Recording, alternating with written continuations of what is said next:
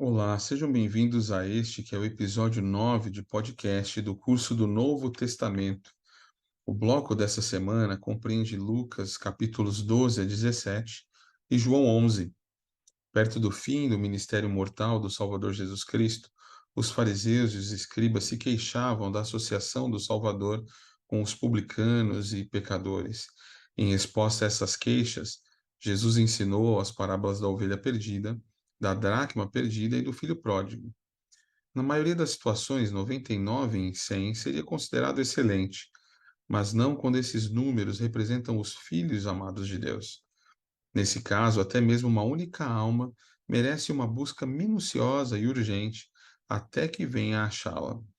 Dessa maneira, o Salvador ensinou a parábola da ovelha perdida. Perder uma dracma tendo 10 pode não parecer tão ruim.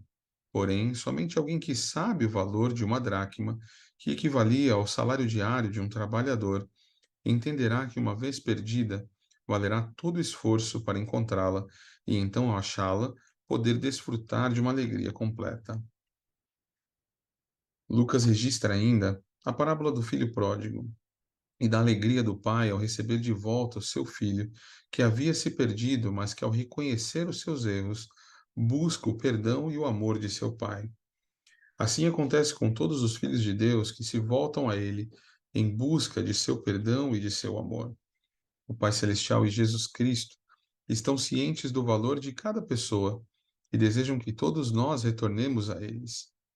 O Pai Celestial se alegra quando seus filhos se arrependem e retornam a Ele. Da mesma forma, nós precisamos estender nossa ajuda e amor aos filhos de Deus e nos alegrarmos quando qualquer destes filhos retornarem a Ele e ao Salvador Jesus Cristo. Hoje, porém, nós vamos nos concentrar nos versículos 11 a 19 de Lucas 17, que nos traz o registro da cura dos 10 leprosos. Vale lembrar antes que a lepra, que era mais comum antigamente do que hoje, né? Ela é uma doença de pele que se pode causar desfiguração física e mesmo a morte. Nos tempos bíblicos, as pessoas com lepra eram separadas do resto da sociedade e eram obrigadas a gritar imundo para avisar qualquer pessoa que se aproximasse delas, a fim de permanecerem distantes. Quando os leprosos eram curados da lepra, eles eram obrigados pela lei de Moisés a se mostrarem aos sacerdotes para serem declarados limpos e voltar para casa e para a sociedade. Então, começando a ler no versículo 11 de Lucas 17, nós temos o seguinte registro. E aconteceu que, indo ele, o Salvador Jesus Cristo, a Jerusalém, passou pelo meio de Samaria e da Galiléia. Entrando numa certa aldeia, saíram-lhe ao encontro 10 leprosos, os quais pararam de longe. É interessante destacar que o Salvador, mais uma vez, indo a Jerusalém, passa por Samaria. Lembrando que já discutimos em aulas passadas, né, sobre o ódio que existia entre os samaritanos e os judeus, mas que o Salvador Jesus Cristo estava ensinando que, diferentemente daquele sentimento de que todos deveriam amar-se e respeitar-se mutuamente, quando vemos no versículo 12, né, que os 10 leprosos param de longe, justamente como comentamos, eles precisavam manter-se distantes e gritavam imundo de toda pessoa que não tinha lepra.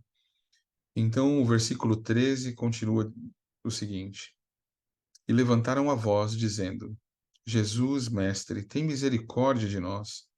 E ele, vendo-os, disse-lhes: Ide e mostrai-vos aos sacerdotes. E aconteceu que, indo eles, ficaram limpos.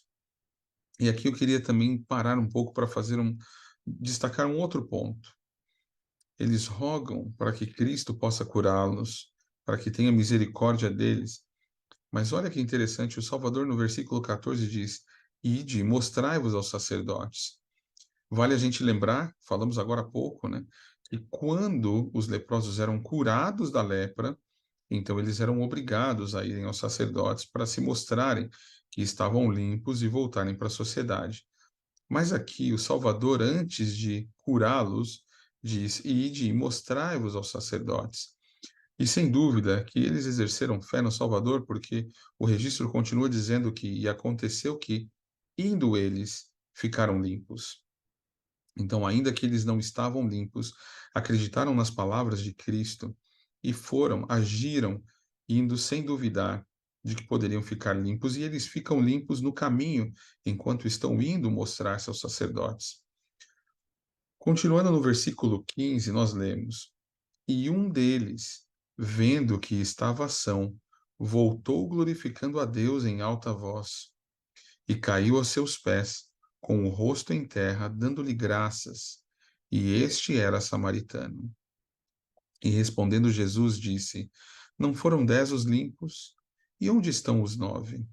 Não houve quem voltasse para dar glória a Deus, senão este estrangeiro? E disse-lhe: Levanta-te e vai, a tua fé te salvou.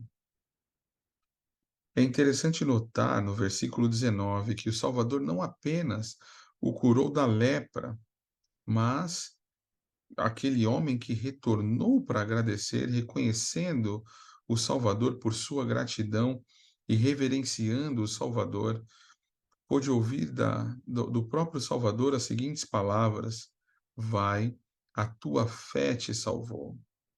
Não apenas ser salvo da cura física, mas como temos aprendido ao estudar no Novo Testamento durante esse ano, a cura da alma, que é certamente mais importante do que a própria cura física. Poder saber que o Senhor ali havia perdoado ele de seus erros, havia estendido o seu amor e reconhecido que ele havia exercido a fé suficiente para alcançar sua salvação.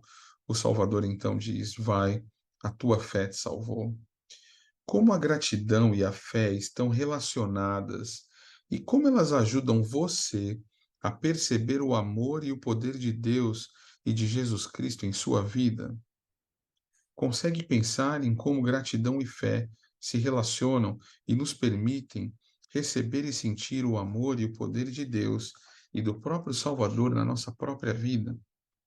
O presidente Russell M. Nelson ensinou o seguinte: durante minhas 9 décadas e meia de vida, decidi que contar nossas bênçãos é muito melhor do que contar nossos problemas.